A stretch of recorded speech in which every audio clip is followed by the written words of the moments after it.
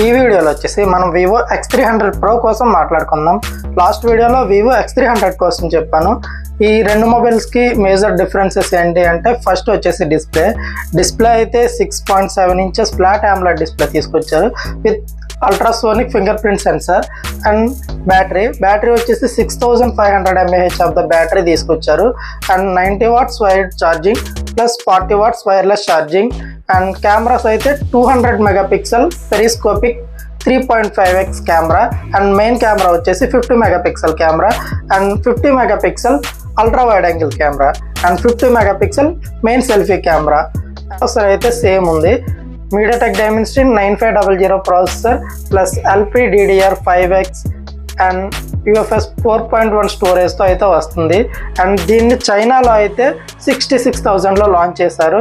And ఈ రెండు mobiles మన ఇండియాలో ఏ ప్రైస్లో అయితే లాంచ్ చేయొచ్చో కామెంట్ చేయండి.